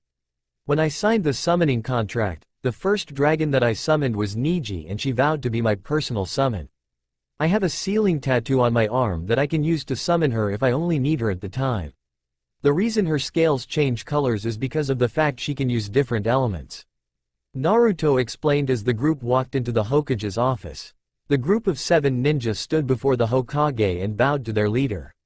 Mission complete, Hokage-sama. The bridge is finished and Gato is dead. Team 7 should return within the next day or two since Naruto's summon didn't bring them with us. We ran into 2 missing nin from Kiri and a hunter nin that was working with them. Kurenai spoke with a small smirk gracing her lips. Very well. You and your teams shall receive a rank pay for this mission. Kurenai, Asuma, Naruto, please stay. The rest of you are dismissed. Hiruzen said and waited for the others to leave before speaking. What about the rest of the mission? Asked Hiruzen. Kakashi seemed to train the 3 genin equally, but that may be because we were there. Naruto and Sasuke had a spar and Naruto put the Uchiha in his place. There was something that happened during the fight between us and the missing nin, but I'm not 100% sure what. Asuma replied. Hiruzen nodded before looking at Naruto. Did you reveal your bloodline? And do you know what happened? My team and Team 10 know about and promised not to tell anyone. I did end up using my Sharingan, but I don't think the Uchiha or Hitaki saw it. According to what Kurama knows of the Sharingan, I unlocked the next stage of the Sharingan called the Mangekyo Sharingan.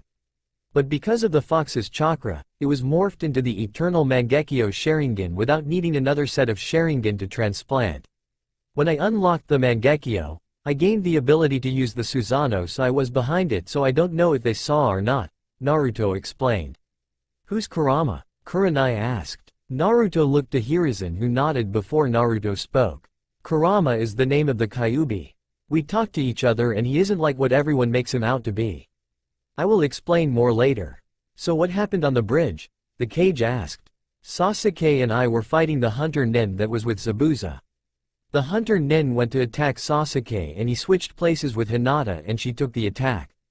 Naruto explained. I'm sure Kakashi and Sasuke will go to the council when they return, so be expecting that, Naruto-kun. For now you 3 are dismissed. Hiruzen said as the 3 ninja left. Ino was walking towards her house thinking about the last mission.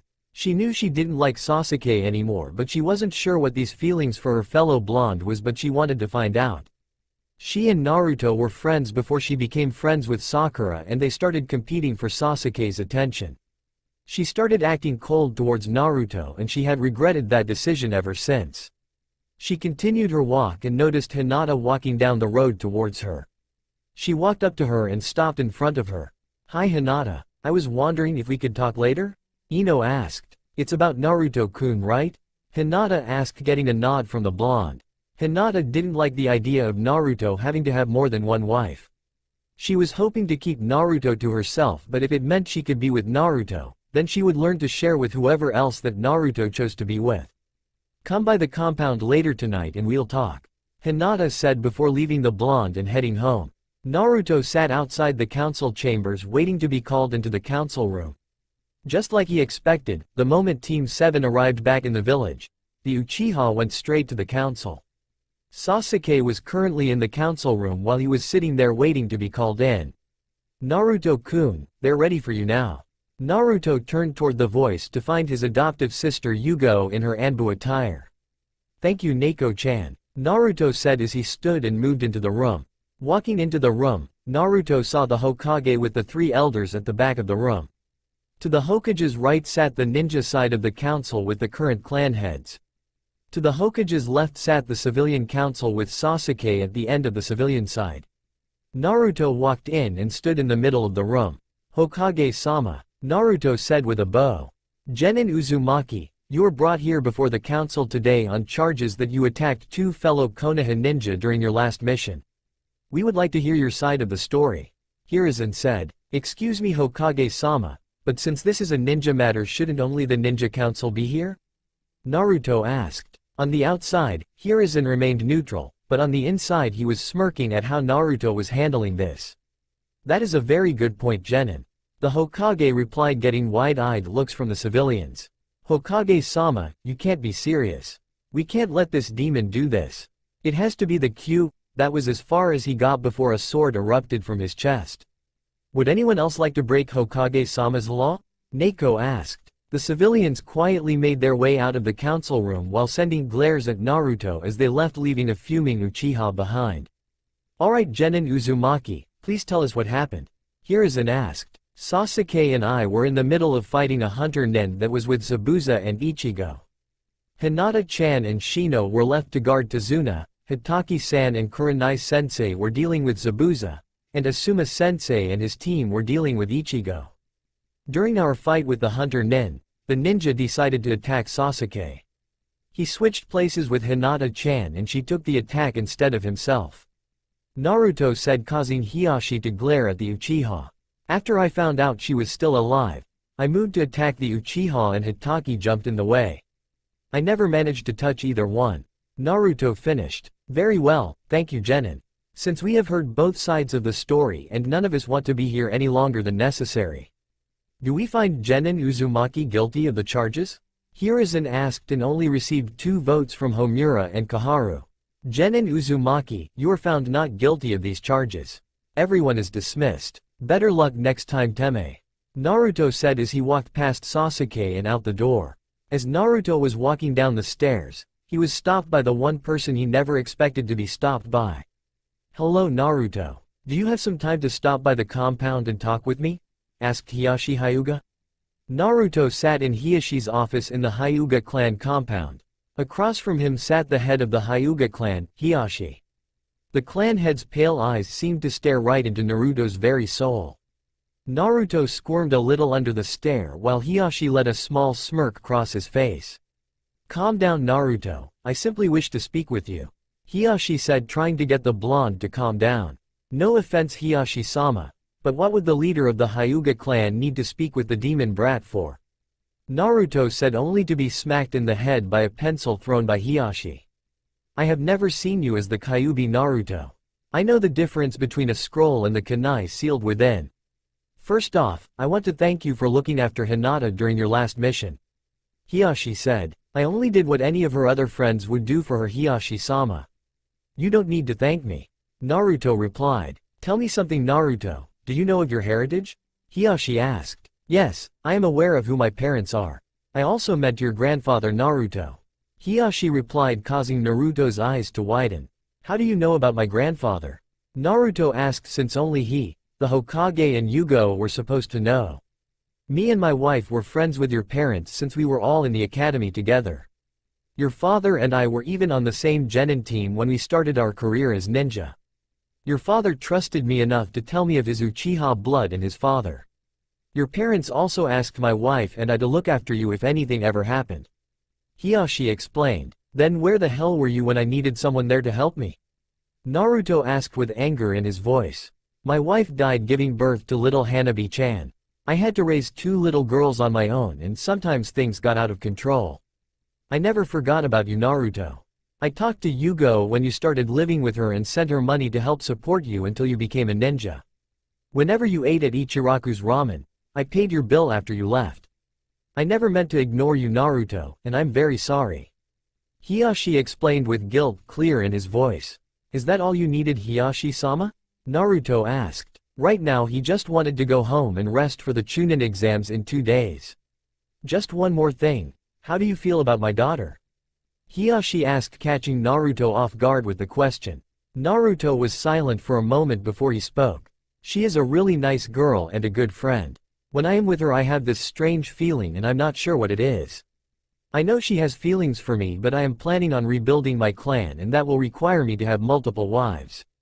Besides, she is heiress to the clan. She is needed here, and she would have to accept me being the Jinchuriki for the Kyuubi first. Give her a chance, Naruto. When Hanabi was born, the elders made a clan law that requires me to brand whichever of my children does not become the next clan head. During my time of grieving for my wife, I signed it without looking it over. I know Hinata would be happier with you than being clan head anyways. Just think about it is all I ask, and please keep this just between us. Hiyashi said, getting a nod from Naruto before the blonde stood and left. Hinata was walking through her personal garden at the back of the Hyuga compound. A few feet behind her was the Yamanaka heiress, Ino Yamanaka. Hinata walked over to a bench that sat beside a koi pond and sat down watching the koi swim. What is it you wish to talk about, Ino? Hinata asked. I know you like Naruto, Hinata, and I am not trying to get in your way of getting him to notice you. Ever since he knocked me out of the way of that sword back in Wave, I have had a strange feeling when I'm around him. We used to be friends back before Sakura and I started chasing Sasuke. I don't know if the feelings I have are the same that you have for him, Hinata, but I want to find out. I'm sure you never dreamed of having to share him, but if my feelings for him are the same as your feelings towards him, then I at least want to try. At the very least I would like to rebuild the friendship that Naruto and I had. I just wanted to let you know since you seem to be the closest to him, Hinata. Ino explained, waiting for the Hyuga's reply. It's true I never wanted to share Naruto-kun, but it would be selfish of me to keep him to myself and keep him from achieving his dream of rebuilding his clan. I don't even know if Naruto-kun would accept the feelings I have for him. I guess that is something we can find out together and see if Naruto-kun would accept us. Hinata replied with a small smile, looking up at the blonde heiress who smiled in return. What did you see in the Uchiha anyway? Hinata asked. I truly don't know, Hinata, but whatever it was is completely gone now. Ino replied. The two heiresses sat there in the small garden talking for the next few hours. Naruto was walking down the street heading to Ichiraku's ramen in order to get some lunch. He had just restocked on his ninja supplies, making sure he had enough to do him for the Chunin exams that started tomorrow. Kurenai had explained what could happen during these exams, but Team 8 was still looking forward to taking the exams. As he continued along his walk, Kurama stopped him. Kit, that kid that you see as a little brother is in trouble. I can't tell how bad from here, but you need to move now. Kurama said, causing Naruto to stop moving long enough to get directions. Where is he, Kurama? Naruto thought back to the large Biju. Take the next right, then go straight for a couple minutes. Kurama replied as the blonde took off running in the direction of his little brother. After a few minutes of running, Naruto came upon the sight of Konohamaru being held by the shirt collar by some boy in a black bodysuit with some type of wrapped package on his back. Standing a few feet from them was a blonde-haired girl holding on to what looked like a large fan. Put him down before I force you to. Naruto growled out, causing the three to look in his direction. Naruto ni. Konohamaru said, happy to see the blonde. And what if I don't? What are you gonna do about it? Asked the boy. Naruto disappeared from their sight and reappeared standing with his back to the boy. If you want kids in the future, I suggest you put him down this instance. You all may be here for the Chunin exams since you're from Suna, but around here we don't pick on the Hokage's grandson. Naruto replied, causing the boy to freeze when he heard Naruto behind him and looked down to see a blade resting extremely close to his family jewels. Run along, Konohamaru, Naruto said after the boy put him down. Kit, we have another problem. I can sense two of my siblings in the village. One is in the tree to your right and is my youngest brother, the one-tailed Tanuki, Shukaku. The other is on her way here and is the seven-tailed beetle, Chome. Kurama said, causing Naruto's eyes to widen slightly, that there were two more tailed beasts in the village. You can come out now, number one. Naruto said out loud before a red-haired teen appeared in a swirl of sand in front of the girl. So you have one inside you too. The redhead said, causing his siblings' eyes to widen at both the sight of their brother and the other Jinchuriki. Who are you? Naruto asked. I am Gaara, and this are my siblings Kankuro and Tamari. What is your name? Gaara asked. I am Naruto Uzumaki. Take your siblings and go, next time I report you to the Hokage. Naruto said as the three siblings left. Naruto stood there and waited for a few moments before another person landed in the area with him. The girl had short mint green hair with bright orange eyes and tanned skin. She had a short sleeveless white midriff shirt with fishnet armor underneath. She had white armlets on both arms covering up to above the elbow with fishnet shorts and a white short apron skirt over those. "Hello, my name is Naruto Uzumaki. Can I help you?" Naruto asked the girl with a smile, causing the girl to blush. "My name is Fu. I thought I sensed someone around here that I knew." The girl replied. "I take it you are here for the exams?" Naruto asked, getting a nod from the girl. A clone popped into existence next to Naruto before his eyes became a deep crimson. "Hello Chome," Kurama said to the girl. Fu made a clone as well before her eyes became a deep green. "Hello Kurama ne," Chome shouted as she tackled Kurama in a hug, causing the two teens to start laughing. "So you're a Jinchuriki too?" Fu asked and Naruto nodded. "Come on, I'll show you around the village and we'll talk," Naruto said, getting a happy smile from Fu before they walked off with Kurama and Chome dispelling the clones they were using. Out from behind a fence stepped three other people. The first was a female with red hair, glasses, and she was wearing a lavender uniform that exposes her navel, short black shorts, and long black thigh-high stockings with black sandals. The second person was a tall male, with spiky orange hair and red-orange eyes. He was wearing a pair of black pants, a tan shirt, and brown sandals. The final member was another male with short white hair, purple eyes, and sharp pointed teeth.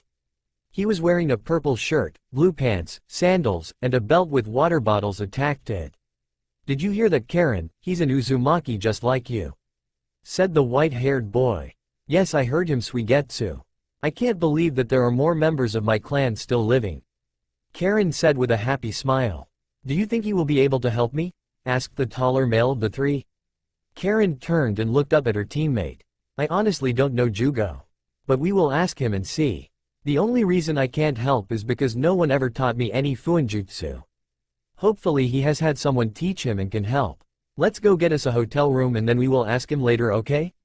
Karen said, getting nods from her two teammates. Naruto was on his way to see his Gigi. He was sure that the cage knew of the other two Jinchuriki, but he wanted to make sure. Naruto made his way up the stairs and knocked on the door to the Hokage's office, not having to deal with the secretary since it was after hours. After being given permission to enter, he walked in and closed the door. "What can I help you with, Naruto-kun?" asked Hiruzen. "Did you know that there are two other Jinchuriki in the village, Gigi?" asked the blonde. Hiruzen sighed and nodded before speaking. "Don't tell anyone what I am about to say, Naruto-kun. Konoha may be invaded during some part of the Chunin exams. From what I have been able to find out from one of my students, the invasion is being led by Orochimaru and will more than likely take place during the finals. The reason I am telling you this is because if something happens, I need you to try and hold off the Jinchuriki from Suna until help arrives. I know you have the fox backing you up, which is why I am trusting this mission with you. I promise, Gigi, I won't let anything happen," Naruto stated. "The Jinchuriki from Taki may be staying with us after the exams are over. The leader of her village can't protect her very well and said that if she would like to stay here, he is willing to transfer her to Konoha to keep her safe." Hiruzen explained. "Go and get some rest for tomorrow, Naruto-kun. Just please be careful during the exams," the cage said before the blonde left. Naruto was walking through the village on his way home when he noticed he was being followed. He took a few random turns and managed to lose them a couple of times, but they always seemed to find him again. He made his way to an empty training ground and unsealed his sword and turned around. "I know you're there. Come out now," Naruto said out loud. A few moments later and out stepped Karen, Jugo, and Suigetsu. "Who are you and why are you following me?" Naruto asked. "Please, we don't want any trouble. My name is Karen Uzumaki and these are my teammates Jugo and Suigetsu," she said, introducing the three of them. "You sense anything, Kurama?" Naruto asked. The girl isn't lying, but there seems to be something wrong with the tall one. Kurama replied. "What do you want with me?" Naruto asked. "We were hoping you were good at fuinjutsu because we need help," Karen said. "According to the scrolls left by my mother, I am a sealing master," Naruto replied, causing Karen's eyes to widen with surprise and Jugo's with hope. "My friend here needs help," Karen said, pointing to Jugo. He has two different sides to him. This side is calm and doesn't want to hurt anything. His other side is an enraged state and all he wants to do is rampage and kill. We were hoping you could seal that side away. Naruto thought it over for a few minutes before nodding and unsealing his ink and brushes. Remove your shirt and lay down on your back. Naruto instructed. Jugo did as asked and Naruto walked over to him. Naruto then began drawing an intricate seal across his chest. It took Naruto close to half an hour to make sure the complex seal was right. After he was finished, he made a set of hand signs before placing his hand on Jugo's chest. Uzumaki Whirlpool Seal. Seal, he shouted as the seal started to glow before moving to the one spot he had his hand. There, that will fix your problem, but I didn't completely remove it. The seal will keep all the rage and anger locked away, but you will still have all the strength you received in that state. To unlock the seal to use the power if you need it, just channel chakra into your fingertips and turn it counterclockwise. Naruto explained. Can we talk more after the exams? Karen asked as the blonde stood from his spot on the ground. I would like that, and I have some things to talk with you about as well. Now if you'll excuse me, I need to get some rest. Naruto said as he walked home. That's all for now. If you enjoy then please like, share and do comments.